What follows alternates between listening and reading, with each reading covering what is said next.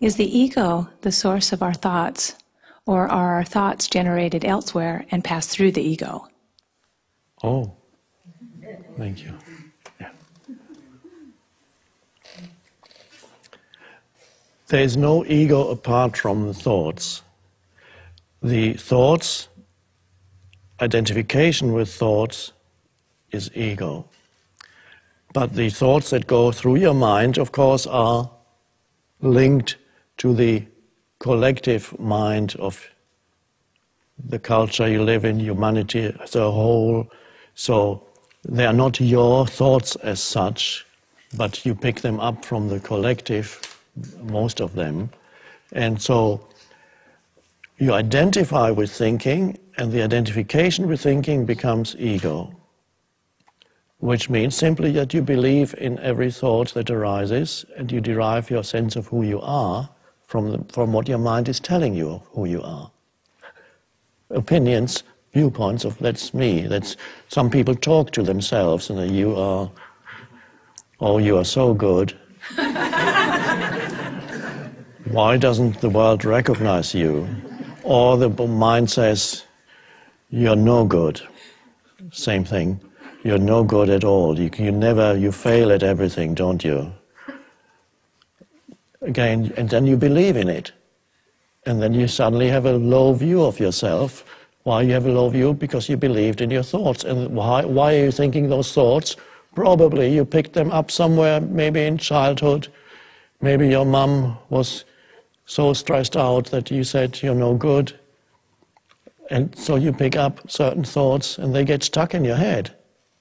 Thoughts that you hear in childhood, they're little energy forms, like entities, and they get stuck in your head and don't refuse to go. They go.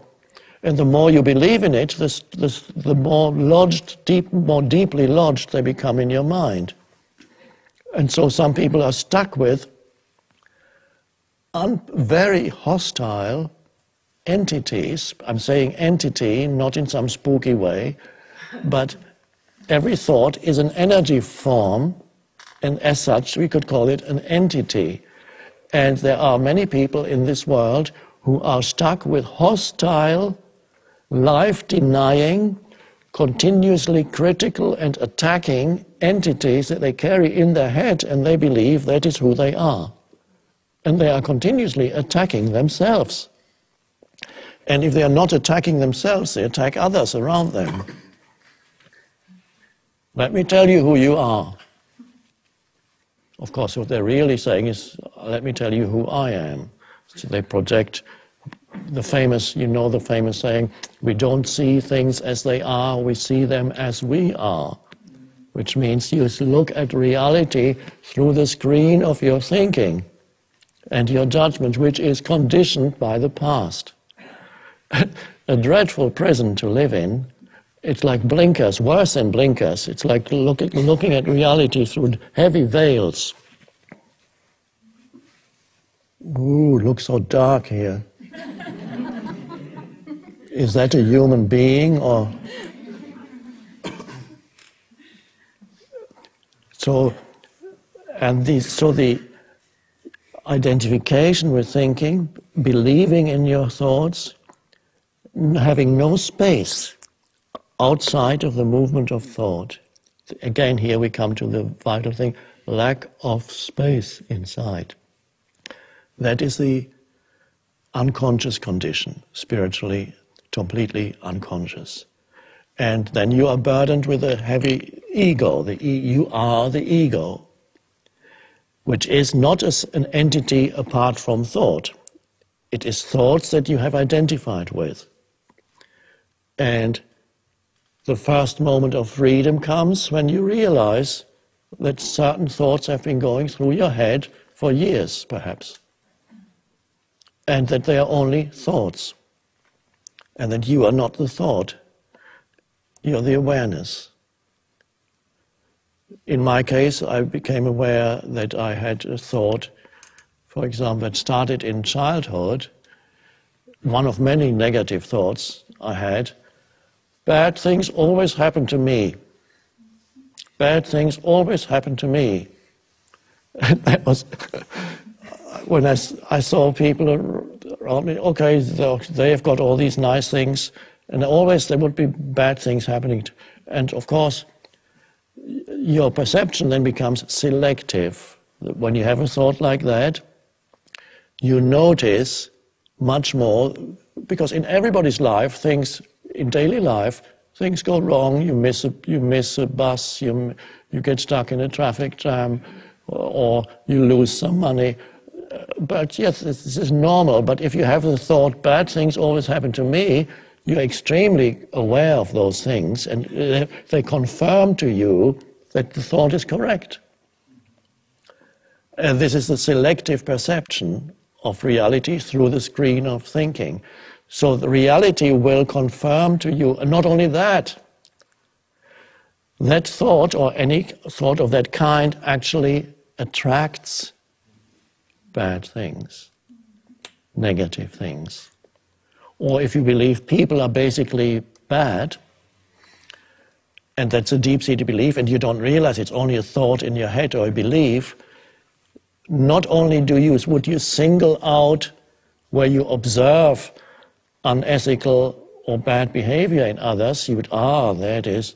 Not only that, you actually are much more likely to encounter people who manifest that kind of behavior because you attract it.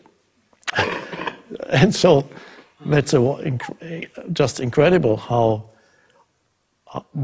people create their world through that. So freedom comes from stepping out, encountering, first of all, a little bit of space inside you, presence.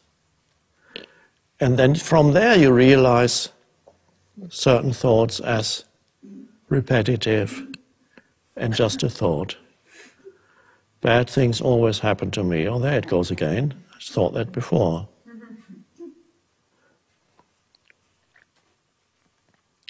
So that's to become free of ego means becoming free of thought, identification with thought. That's the end of the ego. It may reassert itself from time to time, but at least that's the awakening. What about your thoughts? Habitual thoughts, do you? Probably that I have to get everything right. There's an intense, figure it out and get it right. It rules me. And if it's not right? I escape. I just won't do it. I pretty much predict ahead of time, so I won't try a lot of times. Yes. Yes.